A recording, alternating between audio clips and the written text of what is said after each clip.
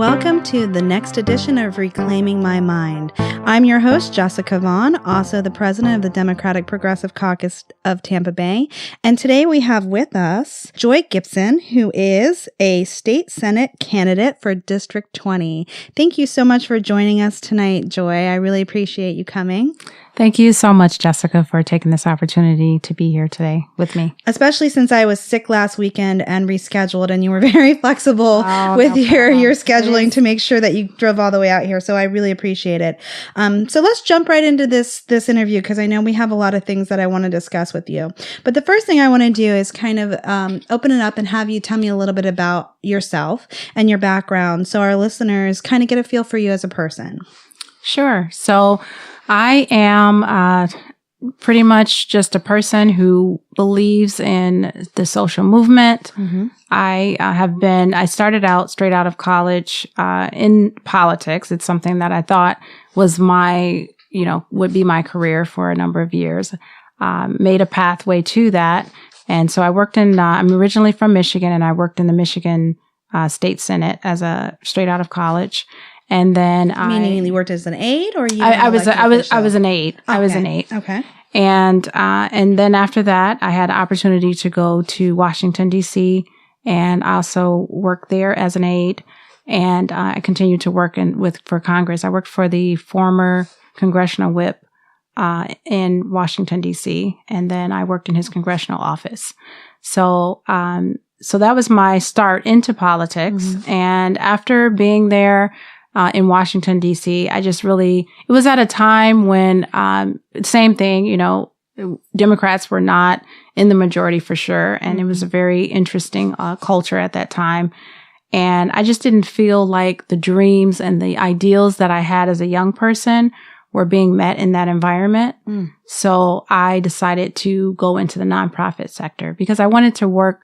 My idea at the time was really advocating for consumers and making sure that people had a direct path to having a quality life. Mm-hmm. And so I found that working in a nonprofit world. So I worked with the social services agency. That was one of the first organizations that I worked with.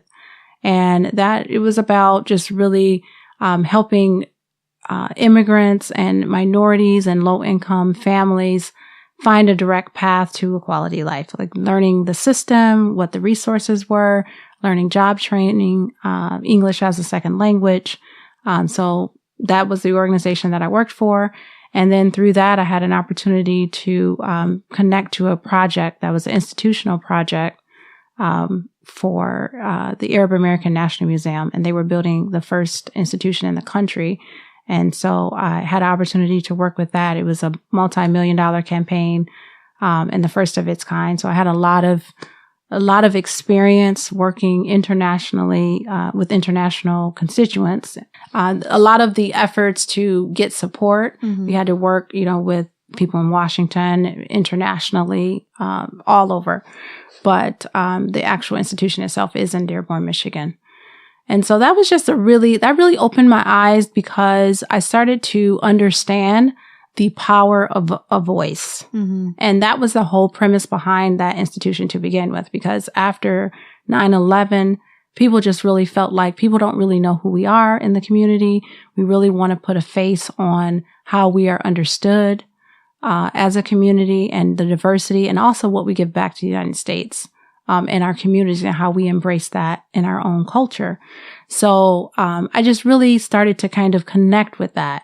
Like, this is really powerful that people see institutions as an avenue to give voice to who they are and what they contribute to society. And so after that, I really kind of went on this whole track of like, how do we get people more engaged? How do we educate more and more people, specifically in immigrant and minority communities? How do we help them understand the power of their voice, the power of their vote? So I worked with Mi Familia Vota. I helped to establish leadership boards in a couple of different states, showing them that it's powerful to work with people from the community, people who were politicians, people who worked with organizations, and just bring all different kinds of partnerships together to be able to have the same mission and agenda And I just thought that by itself was very powerful, to bring all of these different stakeholders to the table to have a joint goal and mission for their communities. And so, and then I've worked with education funds that really just was about civic participation, civic education.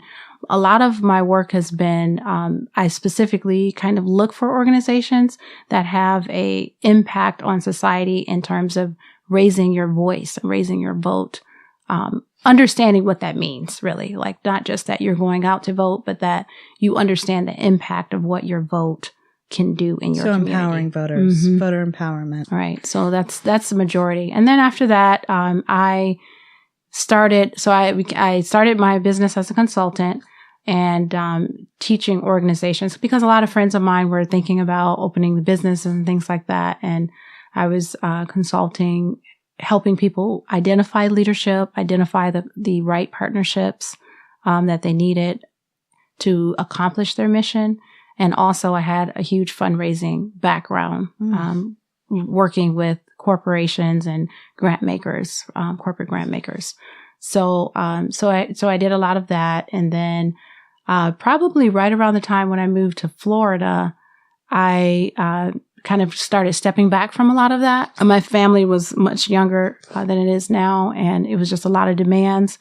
So I started doing more group type things, where I would start groups of women who wanted to empower themselves in their communities, and not just your everyday like moms get together group where we're talking about our kids or how they're developing, but we're people who may have stepped away from jobs that had significance in our lives. And then we started to say, like, how can we still make an impact in our communities, even though we're not working in that capacity anymore? So I started moms groups, in particular, one moms group that I kind of extended now into my nonprofit called Mom Niche. And so we did a lot of things that we kind of brought together everybody's passions, and we figured out how can we address all of that and support each other in those passions. And now it's a partnership for women in business, and bringing those partnerships together to make a powerful impact and put resources back into women in business. Wow. So it sounds like you had an interesting career thus far. It has been quite interesting, but I mean, I think overall is just, I just have a heart I'm very passionate about raising your vote, but also making sure that you're empowered. Mm-hmm. I'm a life coach. So it's all about how can we empower others, and how can we help others to see that they are empowered, right? So everything in my life that I've chosen to do or that I've worked has been centered around that. And I've worked with, just as a volunteer, with communities that have disabilities. Personally, just working with, been a volunteer for Feeding America since I've been in Florida. Just always involved personally in those type of issues, but also trying to make a greater impact in it, with the work that I'm doing. So I'm hearing a lot of words, and it sounds like empowerment and impact have been at the center of a lot of the things that you've chosen professionally and personally. Yes. So tell me a little bit about your district. Okay. What it looks like, what the constituency looks like, and issues as you've been working out in the district that you've found particularly specific to this district that people are concerned with. Mm-hmm. Actually, so first starting with the district itself, first thing that really caught my eye about this district is the fact that it has never been opposed. This seat has never been opposed, and that we've had pretty much the same representation for almost 20 years. As far as the same, has the incumbent been in the seat for 20 years? Because it's Tom Lee now. He has been in office for over 20 years. But this seat itself has never been held by a Democrat. And so, as far as I know, it has never been, a Democrat has never opposed, like run against a Republican who is running for this seat. And so that to me says a lot of things and about the district. One being that it does tend to lean Republican. It's redistrict to kind of lean Republican. Obviously, there is a little bit of room in there when you look at the NPAs and things like that. But it is very difficult to actually, I knock a lot of doors. I mean, I think just this past weekend, we knocked almost 500 doors. And I ask people, what issues are speaking to you? What is affecting your life today? It is a great variety of answers. And a lot of times they don't have anything to do with, the typical things like jobs, healthcare, all of the things that we're talking about and advocating for. The biggest issue that I hear is security. And I've talked about that because, sometimes people say it not directly, and sometimes they do say it directly, right? But like as an example, I knocked on a woman's door. This was multiple people in the community that was a gated community. And they were talking to me about whether or not that people are able to get into the gate, basically, with that, don't live there and don't have a pass. And they were just so adamant about, we needed to do something about this. And they're talking to me about this, okay, you're running for some type of office. You need to do something about this. And I was just looking at the intensity behind, the energy behind this person telling me this. And I'm just realizing what I hear over and over again, that people are insecure. Mm-hmm. And it's not that she doesn't feel safe in her neighborhood. It's really just the overall sense of insecurity, I think, that everybody is feeling because, things are so uncertain. We know, obviously, on a national level, when people kind of keep their eye there, it makes them feel uncertain because they don't know what's going to happen. But also, I think when it comes to jobs, people move in and out of a community. They follow their jobs. They follow the stability, the income, whatever benefits they need for their family. So their communities are not stable because you don't have longevity in that community. You don't know your neighbors. You kind of move in and out. So that makes you feel insecure. That makes your kids insecure, moving back and forth to a lot of different schools. I met a lot of people in my own neighborhood like that. Obviously you have, other things that impact that as well. Even a lot of people talk about healthcare at the doors. It's usually seniors. Right. That are talking about healthcare. They tell me long stories about, not being able to get coverage or how they had to move in with their daughter.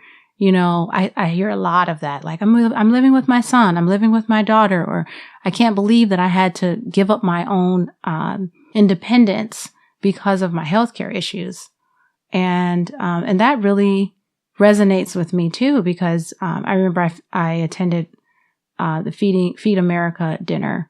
And all of the examples that they gave were actually real life stories of people, with 700,000 people in Tampa Bay area being food insecure, not homeless people or, whatever we imagine as homeless or as would fit that criteria of being food insecure. When we look at the level of people that are working, the level of people that are insecure, it usually relates back to healthcare.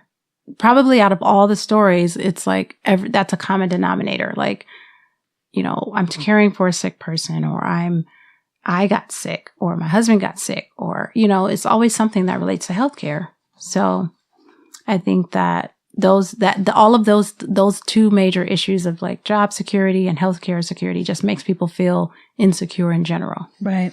So since we're talking about some of those issues, when we're talking about healthcare, we're talking about food insecurity, which directly relates to income inequality a lot of the time. Let's talk about some of those issues specifically. Okay. As a candidate, how do you feel about universal health care and the concept that health care is a human right? Absolutely. It's 100%. I think it's a line that I always say that, quality healthcare is a precursor for quality life. It is definitely something that I think that we have to stop looking at as some people get it and some people don't. It has to just be something that we all share, that we all make sure is there for all of us to experience and to have access to. it's I don't know what it's going to take for us to get there exactly, but we definitely have to start seeing it as a human right.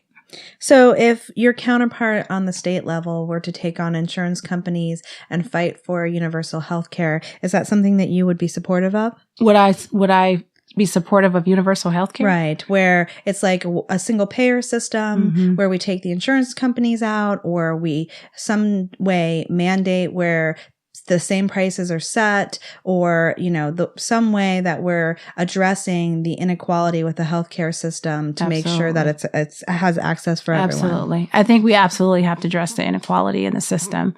One of the things that is really sad to me just with Medicaid by itself is that if you are an individual and you do not have a dependent, there is no option at all for you. If you are living below the poverty line, which is really shocking because I don't even know if people know what the poverty line is. We always hear below the poverty line, but basically if you are an individual and you have a dependent, you have to pretty much make, I think it's around $56,000 or under $6,000 a year. Like a year. So that means that you pretty much have to, if you're bringing in over $560 a month, you are making too much money with a child to qualify. That is just absurd. It is. That's really absurd. You can't even get an apartment for that amount. So we really have to look at just starting with Medicaid expansion, starting there. Right. Is just opening up access for people to be able to get health care. I think that's just a start. So while we're talking about that, one of the things another candidate had told me that is deep within their platform is guaranteed universal income. How do you feel about that? And is that something that you feel like is incorporated in your platform? Honestly, I feel that is a long ways off. I really do. I think we first have to be able to have a living wage. I mean, that is going to be the first step to just taking people out above the poverty level, not even out of poverty, just above the poverty level that we have, set. We have to start. So we have to work on a minimum wage, but I also think that, and I've been talking about this on my platform, is we have to align a minimum wage with a cost of living. Until you do that, you really don't address, even if we just raise the minimum wage and, okay, we raise, someone else says, okay, we raise the minimum wage, we're going to raise everything else. We're going to raise the cost of gas. We're going to raise the cost of housing. We're going to raise the cost of rent. We're going to raise everything else, insurance. So that, even if it went up right away, immediately in a couple years, it still would not have addressed the problem. So we have to have some type of statute or legislation that will align the wage increases with cost of living. That's true. That's a good point. A lot of people just talk about raising minimum wage, but they don't talk about addressing what that looks like and what else will raise with that. So I like that holistic approach. So that you have to start somewhere. You can't that's just realistically. I mean, having worked in Congress, having worked in the state legislature, that it's not, you don't just jump in and have this, direct approach that will change everything in in your 4 years even. But you have to be able to start somewhere so that we can constantly be progressing. So that answers my question regarding minimum wage and the fight for 15. Would you say that just at the very start, when we're talking about raising minimum wage and holistically talking about, looking at what else is affected as far as inflation is concerned, that $15 is the bare minimum we should start at? That is the minimum. Yes. Okay. Because I think when you look at the poverty level, I believe if you make $13 an hour, and you work 40 hours a week making $13 an hour and you have more than one or two dependents, you're still below the poverty level. It's crazy, isn't it? It's crazy. So we're, that's a major jump because most people want to give you, a few cents increase. So we're talking about, raising the minimum wage by $5 or more. Yeah. And so that's going to be a big job. It is. So since we're talking about minimum wage, what I feel is an issue that goes hand in hand with that, because we're talking about workers' rights are unions, you know, and at the state level specifically, we've had such an attack on workers' rights and unions, specifically in Florida. Tell me a little bit about your thoughts on collective bargaining and workers' rights and supporting unions as a legislator. Well, I support unions 100%. The only way that my parents were able to raise 9 kids on 9 one kids. income, right? On one income. On one income. That is my, you know, it's my personal story. Mm-hmm. It's not just a story that I have in a stump speech. It's my personal story because it is very it's very shocking when you look around at what we're experiencing today. And just from, you know, I'm not that old, but looking back at my childhood, that my parents were able to raise 9 children on one income with healthcare. And I had healthcare till I was 25 on my dad's insurance. And that was because we had a union, you know? So those are very, very strong values. My dad actually started a union as a salaried employee with a lot at stake with 9 kids. So that's the type of background that I come from. Understanding the power of a union and also understanding the power of destroying a union and what it's doing to our middle class and working class families. Thank you. And being that my husband is currently working for a union. So, I hear the everyday struggles that members of that union are facing and how employers are not budging on anything. And literally it used to be a time where there was negotiating power, but because of you know, being a right to work state, it just really weakens our voice and our ability to advocate. Absolutely. And one of the places I personally experienced that the most is as an educator and seeing, you know, like you said, a right to work state, and in our Constitution as being an educator, there's no ability to protest or organize or strike, essentially. So I see that with the erosion of those rights, now we're also seeing erosion and an attack on public schools and specifically funding for public schools that goes hand in hand with the attack on, you know, the middle class and the working class. So tell me a little bit about how you feel or your commitment to public school funding and the charter school movement that's especially happening at the state level. Right. I'm 100% committed to adequately funding public schools. I think that has to always be a priority because I think only 10% of students are not in public schools in the state, right? So that, to me, that's a no-brainer that if we have a majority of our students attending public schools here, then the priority is to fund public schools. When it comes to charter schools, I believe in the original intent of charter schools, which was to address needs of families that were not being addressed in a public school setting, you know, kids with disabilities or very specific issues. So for those families, because I'm very close to a lot of families who do have kids with disabilities, so I understand their personal struggle. I have a friend right now, she has 2 kids with a disability. Right now, her kids are going to 3 different schools because the needs are not met in one school. So that's a real struggle for families. But at the same time, I think that if we are supporting charter schools in any fashion, they need to adhere to the same standards of quality that the public schools have as well. We shouldn't say, okay, because you're a charter school, you have your own set of rules and governance that is not, that is separate from public school oversight. Right. So I think that's the 2 things that we need to marry. And I think that, like I said, be very clear that adequately funding public schools is a top priority. And it's interesting because I asked this question specifically because I'm so passionate about it to candidates at every level.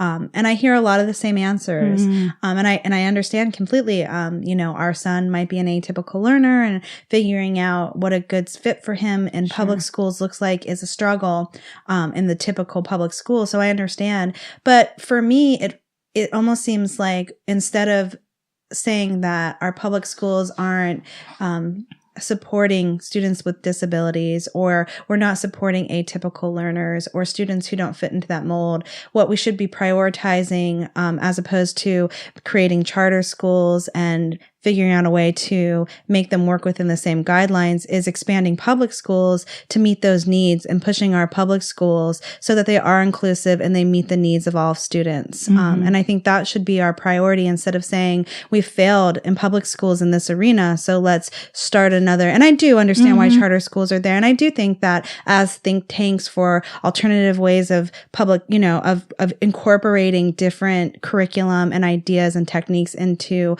public schools before we implement them, they are important. But my fear is that we've become so disillusioned with public schools because they can't meet the needs of atypical learners or students with disabilities, that we don't push our public schools to be inclusive and to meet those needs. So those are my concerns and why I agree. I agree 100% with you. I think, unfortunately, when we have so much work to do to bring to get the funding that our schools need. Yes. To get the funding that teachers deserve. So many things to fight for. Then you have to make sure that people are also not falling through the cracks during that time. But we have a ways to go. And that's just really an acknowledgement of that. Right. But I believe that if we start with pushing to have the adequate funding that schools need and that teachers deserve, because it goes hand in hand. If you're not adequately paying teachers, then, and the support staff, then you're taking good teachers are leaving. I mean, I was a PTSA president at my kid's school, and I think a few of the teachers at our school, had Teachers of the Year. Every year, I'm seeing all of those amazing teachers leave and go somewhere else because they need to be able to feed their own families. Absolutely. So if we're not supporting teachers, we're not supporting public education. Right. We're not supporting pay. And the support staff. That's right. And the support staff as well. I mean, I think it's absolutely ridiculous. I heard that, even just the instructional teachers in the classroom are making, $10 an hour. And we just talked about if you make $13 an hour, you're below the poverty wage, right? Or poverty level.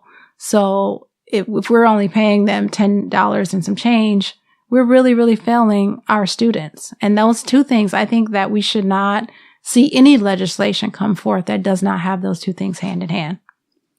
Well, thank you for sharing your thoughts on that. I'm going to jump around a little bit. I'm going to come back to issues, but I did kind of gloss over one question that I wanted to ask at the beginning. Okay. What would be the first piece of legislation that you would draft when elected? It's funny because I go back and forth on these two things. And sometimes as I talk more and more to people in the district, I feel that the school safety issues are probably at the forefront of everyone's mind. I know it's definitely at the forefront of my mind, having 3 kids that are in elementary school. And you have 3 kids in elementary school right now. I have 3 kids in elementary school. My goodness. And so it's something that is very unsettling to know that when I send them to school that they might not be safe. And that when we talk about like what are concerns that you hear, that's another level of insecurity, of knowing that there's not a whole lot that you can do as a parent to protect your child. So having with that kind of a heart issue and also hearing that come forth a lot on the doors, I think that probably would be a priority. I think that might have been like number 2 or 3, but now, as I'm leaning towards it, it would probably be that. And what would that look like? Because that's a broad. I think that we really have to focus on gun safety in a way that is not just about the schools in general. So I think it's providing more security in the schools, but I would see a package. And the Republicans are very good at doing this, where you put together a school safety package, but you always also say, you know what, we have to, along with this safety, we have to make our schools secure with the funding and with, for teachers and for students and for resources. And I think it's all about just resources in general. But also, if to make this easier, if legislators have said, okay, we need resource officers, maybe there's a way for us to weigh in exactly what resource officers are and define it, right? Maybe we can say resource officers have a background in psychology or a background in counseling, some way that we can marry the two of those things together.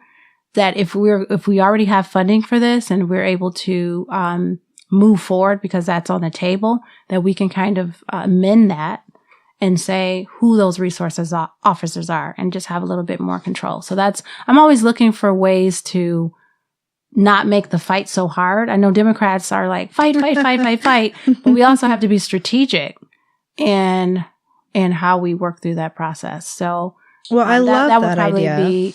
Would be like number one for me. I love the idea, and I haven't heard anyone necessarily say it, of talking about if we do provide more armed resources, marrying the idea of also making sure they have a mental health background and that they can provide mental health services as well. So if there is a situation, maybe with someone, they're more familiar with that person, they understand the issues. So it is getting someone to do almost more of a job of being a community advocate than necessarily just a defender.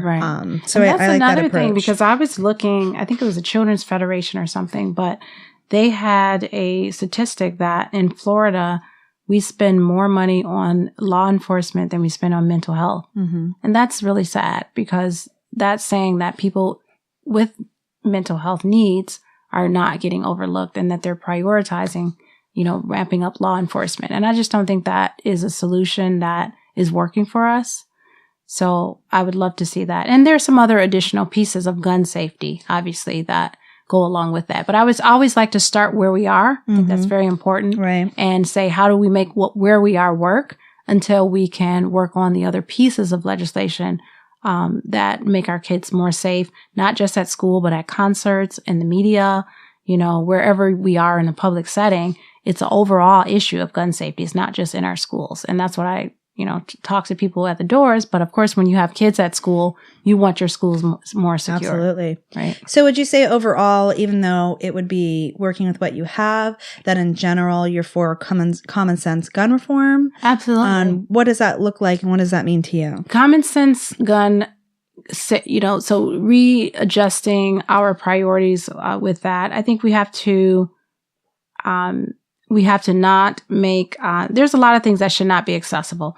You should not be able to shoot someone with with a capacity to kill 30 people at a time. And no matter, you can support the Second Amendment. My husband's family, they go hunting every year. It's a tradition. You're not going to shoot 30 deer at a time. We have to eliminate the access to be able to shoot 30 people at a time or more. So that's one thing we have to address, and we have to be able to find bipartisan support on that. It's just really common sense. There's a number of other things. We have to make sure that I believe all sales of guns should be regulated at every single level. There should not be a loophole anywhere. For what? I don't understand how that's benefiting us. Those are just two things that I'm not a person that, gives 10 or 15 things, because I feel like you have to go in with a priority and you cannot get sidetracked by so many different things on your agenda. Now there's all this talk, and I heard a candidate use the term this time for the first time, but of ghost guns, where guns can be manufactured, made out of plastic with 3D printing machines, and that would mean they're unaccountable, they're not traceable, they're not able to be detected when you go into courthouses or places where they've been relying on metal detectors, and that the face of protecting ourselves against violence with these plastic guns that you can print off and make at home is going to make this entire issue that's already complicated a lot more complicated. So that's scary. That sounds like, see, but then this is how the conversation of fear comes into this, into play, because that is not something that's really realistic. First of all, 3D machines are very expensive. And there's just so many things that we talk about, the what ifs. Right. We really have to be focused on what's in front of us and deal with it, at that level. Because we have a lot of fears of what ifs. A lot of things could happen in a lot of different scenarios. But we just really need to have some focus on what is realistic as well.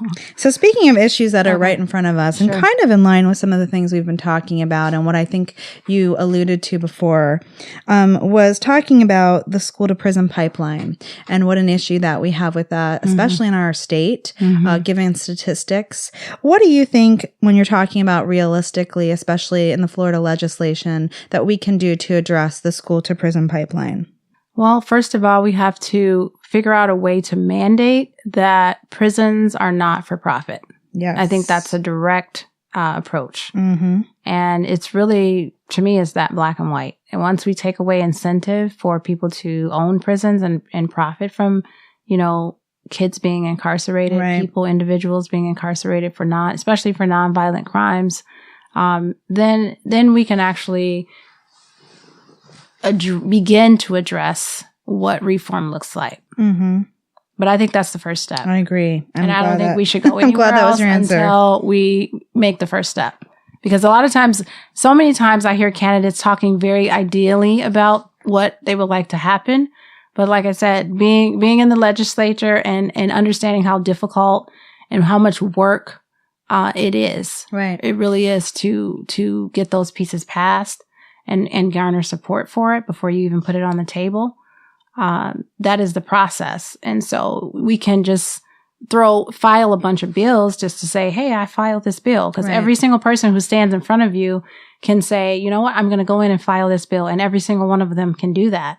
But if you don't have support for that bill before you put it out there, it's not going to go anywhere. And I'm about results. And I'm very focused on that. So a lot of times I have one solution answers, and that's just how I see it. If I can just work on the part of it that I think, hits the core, right, that's going to be my priority. All right. So let's talk about some more issues that you might have one solution on. A lot of our listeners are very interested in the legalization of marijuana. Yes. And I know that, there can be so much funding that we could use in ways where we're underfunding, whether it's education. Tell me a little bit about your stance on legalizing marijuana, especially at the state level. I think that it should be legalized at every level. I think you should be able to grow it, to sell it. I mean, to me, it should be something just like you get a cigarette at a store. It really, the overall process of purchasing, growing, producing, all of it should be legalized. All right. I like that answer. Another thing that we're seeing, and that I've talked to a lot of candidates about today because of the algae bloom and because of, the greed with corporations and especially big sugar in our environment, is being a strong advocate for environmental rights, whether it's offshore drilling, protecting our water supply sources, protecting our wetlands. There are only so many resources that we have in a country, and specifically in Florida. Tell me a little bit about how you see yourself as far as policies on the environment once elected. A big piece, I think some of this will take a community partnership as well. And I think that I understand that this seat as a public servant is a lot also about using it as a platform constantly to educate people in the community about the issues, because a lot of times community support can kind of ramp up more of the support that you need at the state level. I think we need to do a lot more of that, because you tend to hear, environmentalists, really outspoken on these issues and those folks that support those issues, but it's not something, even just in my kids' classrooms. I mean, we always have, it's the same thing. It's, recycle, reuse. Like it's always this, it's very basic. It's not a progression of education around those issues. And I think that if we can find more avenues in the community and how to use this seat as a platform to do that, I think that is the first approach. Do you think that you would ever, sponsor or support any bills that would ban offshore drilling? Absolutely. Or Absolutely. Do you feel that big sugar needs to be addressed, that it needs to be identified as something that's polluting our waterways? Is that something you feel passionate about? 100%. I agree with all of that. I think the opportunities to sponsor bills and to put them out there really. And again, I'm coming from a perspective of having been in that environment and understanding what it takes. Right. So I'm not a person that overpromises. Yes, I'm going to sponsor this.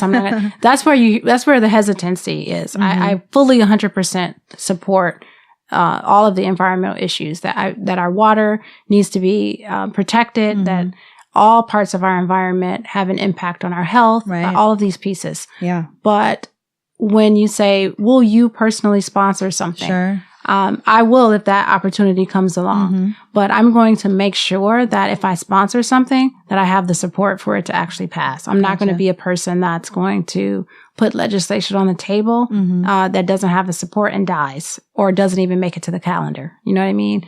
So I think that building community support and using this seat as a platform to do that is the way to begin that conversation and really build support. And I appreciate that. But I do think it is important to differentiate. And I think you're doing a good job of it, but that I do support something. Yes. It doesn't mean that, I'm going to be able to be the best advocate based on the situation where it is. But I think people in general want to know, where your personal values are on these issues. So they know that if there becomes a consensus or if we win a majority in the House of legislation, that we have allies who do care about this issue on our side. So I think I have my personal involvement with protecting the environment has been for many, many years. 4-H club, my husband and I did adopt a road, adopt a highway, in our community.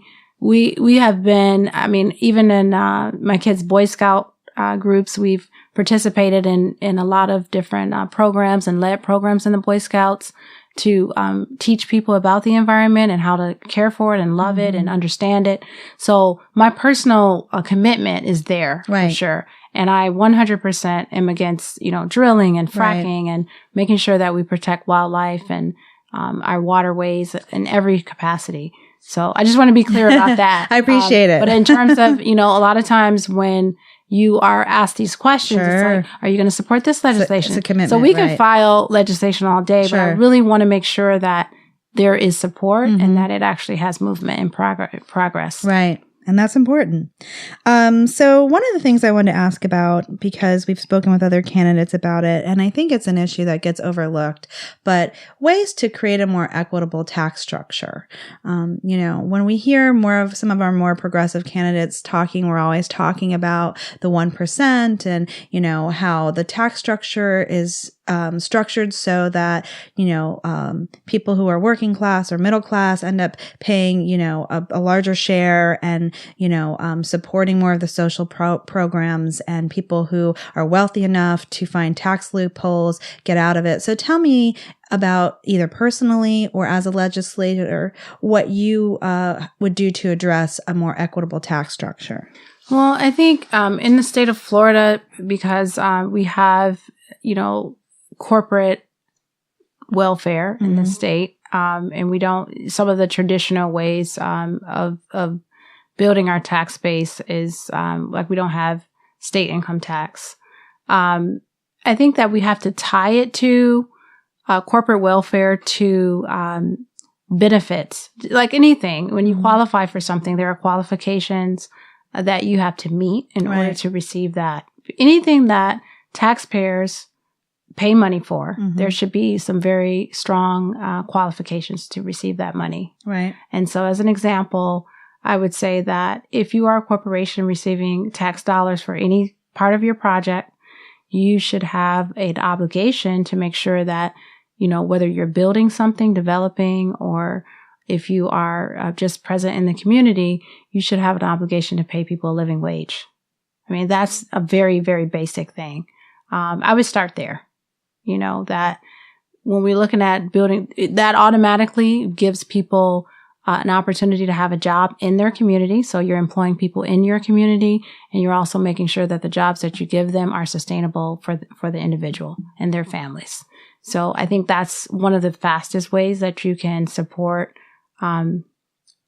tax equity.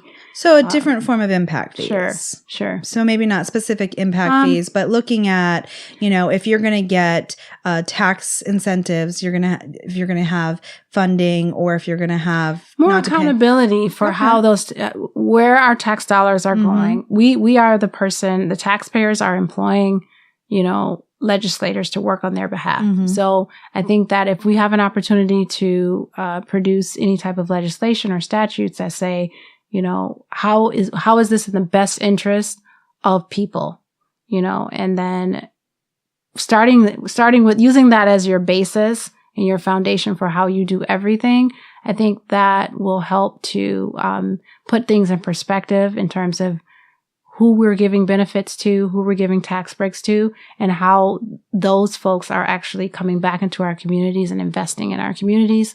That also helps our businesses, because what is the best economic plan for a business owner? It's a paying customer. Right. You can have the greatest service that you can offer, but if I don't have disposable income in my pocket, then I cannot support your business as much as I think this is great. This is amazing. I want it. I experience that every day as a life coach. And I'm always trying to figure out how do I really want to help this person. They really want help. They don't have this indisposable income to be able to invest in my business.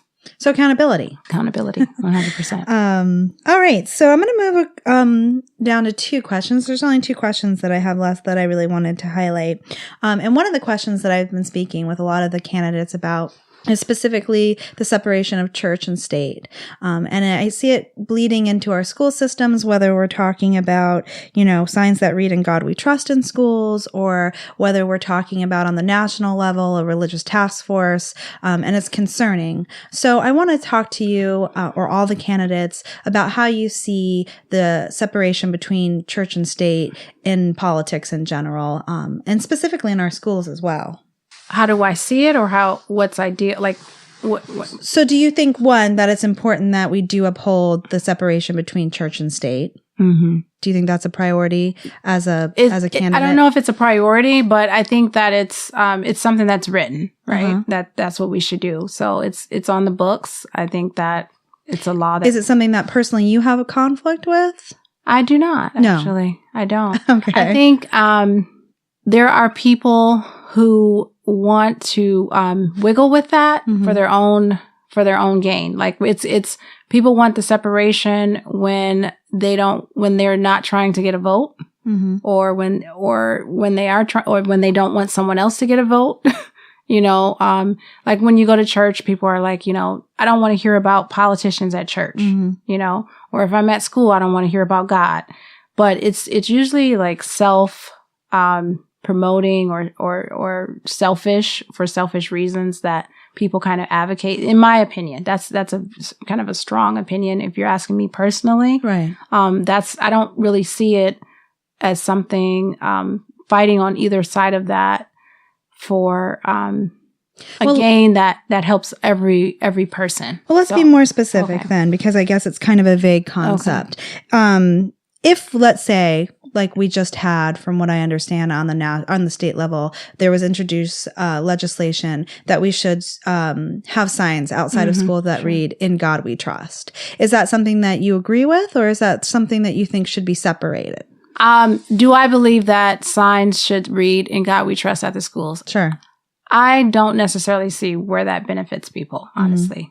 I don't necessarily have a strong position on it, but I don't see the benefit for everyone to have a sign in the school that says that. So since I'm more prone to see it in education, although that I said like on the national level that there is this task force, if there's a teacher who feels the need to maybe talk about pro-life or anti-LGBTA issues that correspond with their religion as a teacher in school, where they feel that their religion needs to be, at the forefront of their teaching philosophy or information that they're sharing with the students. Or if they feel that in their classroom they want to have a time for prayer, or if there are parts where as a teacher their faith starts to become a predominant factor in educating the students. Do you feel that that's inappropriate and that's where we should have a separation between church and state, or is that something you support? I think that's inappropriate.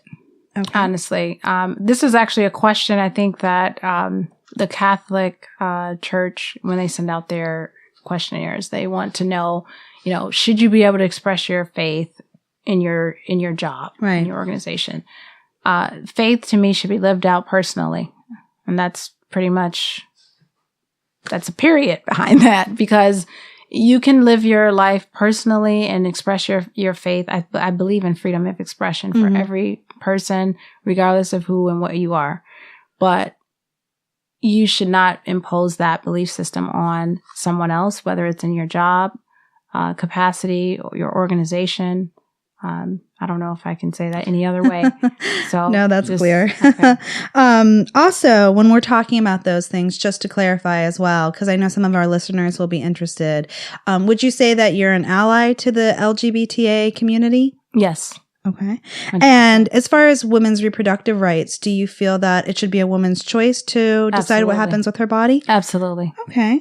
So now what I want to move on to, and I've been talking about this with so many candidates, and I've rehashed it over and over again, but I feel like it should be at the forefront of our conversation, is obviously stand your ground and what happened in Pinellas County with Marquise being shot, and I think it just highlights, which we've known all along, but for some reason, when issues aren't right in your face, we start to, like you said, focus on so many different issues in general. But this has really reignited the fact that this is an unjust, racially biased law. So tell me, I know you said that you don't want to introduce necessarily legislation without support. Do you think, from what you know about this law in specific, that there's anything that you'd be able to do to gain support? And is this a priority for you to repeal this law? Actually, this is a priority for me. Obviously, having two young boys that will one day, they don't even have to. Nowadays, it's, kids are getting shot too. So it's not even, we used to think, okay, what is going to happen to my son when he becomes, grows up and becomes a black man that is intimidating, someone, making them feel insecure in any way. I refuse to use the word threaten, because I just really think it's all about insecurity. But I am very much against this law. And in the first opportunity that I have to vote against this law or repeal it is what I think should happen. I will do that. Do you feel that there are other laws, or that this is, I'm assuming that you do, but this is a persuasive problem when we see on the national level with police brutality and racial profiling and stand your ground, that this is all a bundled package of policies and ideas, that are really just extensions of, let's say, the Jim Crow era. Absolutely. And issues that we need to address on every level, locally, state, and nationally? Absolutely. I mean, it's very clear. I mean, just looking at the folks that are constantly targeted by this law, it's very clear. I mean, I don't know how anyone out there can argue that this is not a racially targeted law. So we really have to, it's actually sad to me when you think about, will I have to build support to let people acknowledge that this is a racially targeted law, because obviously it was passed in our state legislature by those folks there. But whatever I can do to repeal that law is a priority for me. Okay. It absolutely is. I feel very strongly about it. So I'm actually, sometimes I tend to hold myself back Sure. From the strength of what I feel when I think about that law, because it's emotional. It is very emotional for me. Sure. I understand that. So I don't want to do a quick pivot because that is such an important topic, but I want to give you an opportunity to talk about anything we haven't discussed that might be something that's a pillar of your platform or that we haven't addressed that you want our listeners to know about. Well, I would say probably one really strong issue that I'm advocating for is reducing the cost of childcare. Oh, okay. I look at what is the most direct path to economic prosperity for everyday working families. And the pieces that I've chosen for my platform are the things that I believe, gives us that direct path that we used to have years ago. And it's almost out of sight at this point for working families. But I think that if we can figure out how to reduce the cost of childcare, whether that's not just, preschool children or younger, but also after and before care, right, then we can actually put a lot of money back into the pockets of everyday families. That's a good point. I know so many people that are paying, $1,500, $1,600 a month, which is like a second mortgage. Absolutely. For childcare. And I'm imagining, just as a very quick fix, if that was not the case, how much more money could go back into the economy, could go back into our communities, into our small businesses.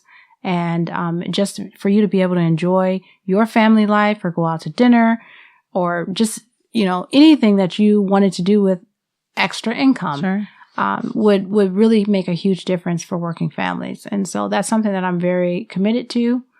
And I want people to be aware that that's on my platform, and I'm really fighting for that because I feel like that is a direct path for a lot of families to experience some economic freedom. Now, do you think that because I know that you're very practical, and you want to make sure that it's something that you feel, if you're going to invest your time and energy, that you can get support based on what you know, do you feel like that's an issue you can get support on both sides of the aisle? I think so. I think if we can find a way to, and again, sometimes you have, going back to looking at tax breaks. I mean, there's so many ways that we can approach things. I really believe that in our budget and in our priorities, really those two things working together, what we prioritize are the things that's going to get attention. So really anything is possible, but that for some people that might be more ideal. But I really believe that it impacts everybody across the board. And that's something that even when I'm at the doors, that resonates with everyone, even if I'm not talking within party lines, that resonates. I look for issues like the school safety and childcare. Those resonate across the aisle. And so I think that there is a strong possibility to be able to pass that kind of legislation. Great. Well, is there anything else that you wanted to discuss or talk about? I tend to not be as personal sometimes, even though I'm a very personable person. Sure. But I think I've covered, I was thinking to myself when you started talking, I was like, she asked me about myself and started talking about my resume. It's hard. It's hard for all candidates. But especially, when you're kind of like in the interview mode. But absolutely. I come from a family, like I said, 9 kids, and my parents just raised us with really strong values to respect people, regardless of who you are and what you believe, what your party affiliation is. And I believe that very strongly. When I look at people, I see people, and everything else is secondary. What you practice, what your lifestyle is. And I just think that we have to be more, we have to see policy and we have to see government as a way to govern our behaviors and create laws and rules that govern our behaviors. But we also have to make sure that it's inspired spiritually, with a human spirit that's love and compassion. And that to me, that's a value system that that I want to take with me on this journey into Tallahassee, that to remind us who we are in a human spirit way and not just through our parties.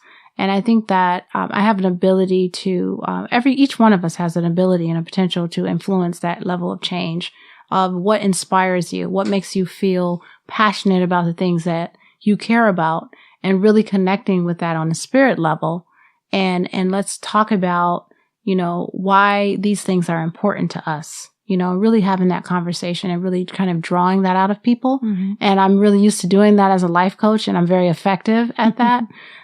Making people really dig deep and understand, what is this thing? What is your legacy? What kind of mark are you trying to make in the world? You have this position, you have this authority, what do you really want to do with it when you walk away? And I think that if we can begin to kind of look at things from that perspective, that we can have policy that's a lot more, heart driven and more compassionate for people as a whole. But I also like to say, just as a final thing, obviously I'm running against someone in this race that is, also, a great person and qualified in a number of different ways. But I think it's important to point out, we have to look for candidates that what is going to take us, past the primaries and what is going to make us win in November. Awesome. And I think that we have to look at candidates who are willing, not only who have been in the community doing this work, me personally, my entire life, didn't just jump into it because I was a candidate, but also, what I'm willing to do to get there, what I'm willing to do to fight for it, literally knocking doors every single day, all day, putting my business and everything else to the side to make sure that people have a voice, that the everyday person understands the power of their voice is what I'm driven to do. And I'm doing that now, and I'm going to do even more if I get this candidacy. So I just want to put that out there, and also that I'm an experienced choice for this vote, that I understand policy, understand the process, and that I am very focused on getting the support that's needed to pass all the policies that I am proposing. Well, I appreciate that. I think that, tying it together and saying what you're about is always important for our listeners, because people can always talk about the issues and where they stand. But I think people really want to feel for overall, what people's intentions and what their moral and guiding compass is. And I think that you've done a good job of expressing that. So tell me a little bit more about how people can get involved in your race.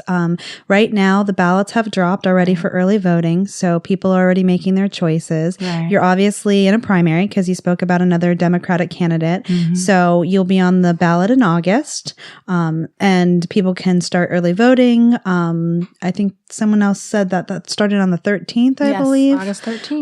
Around all the different libraries and locations. So tell me about how people can get involved in your campaign, what you're looking for, and what your next big event is. Sure. Actually, I am focusing 100% on the doors. So I actually had some events scheduled and I canceled them because I realized that the impact that I want to make is not just to knock on doors for votes, but I also want to hear back from constituents as well. And that's valuable information for me. So I'm putting all of my efforts into that. So anyone who wants to help me, I'm literally out there every single day. Sometimes I don't always post, I need help, because sometimes I already have my team together and I know exactly what I want to target. But if you want to join in on the campaign, if you want to do phone banking with me, those are the two things that I'm doing here. So voter contact, you're focused right on voter contact. So it's basically phone banking and knocking doors. You can email me at info@joygibsonforstatesenate.com. And also you can check out my website at www.joygibsonforstatesenate.com. Those are really the best ways. I think my telephone number as well is on the website. So I always answer calls. I actually get a lot of emails from people who have knocked doors because I leave personal notes. Oh, that's nice. And they say, hey, I understand. I love your platform, but where do you stand on this? Right. I love that. Send me emails. I will answer them. They might be like 1 or 2 o'clock in the morning. But, that's the best way to get in touch with me is my contact And social media? Do you have a Facebook page? I have a Facebook page. I have a Facebook page as well. So if you check my Facebook page out, same thing, Joy Gibson for statesenate.com or State Senate on Facebook. You'll be able to see what events are there, and then you can plug in to those events. All right. Well, thank you again so much for being flexible and making it out here. I'm really glad we got a chance to talk to you. I am in your district, so I have some decisions to make. Excited about that. And to all of our listeners, again, thank you so much for tuning in. Again, I always say it every show, but I'll say it again. If you have any questions or feedback that you want to get through, please email me at jvaughn, V as in Victor, AUGHN as in Nancy, the number 30, jvaughn30@gmail.com. Please like our Facebook page, Reclaiming My Mind. You can search for it so you know when we have new episodes available. And tell all of your friends to check out reclaimingmymind.org so they can listen to our podcast and stay abreast of what's happening locally. Thank you for listening and have a nice evening.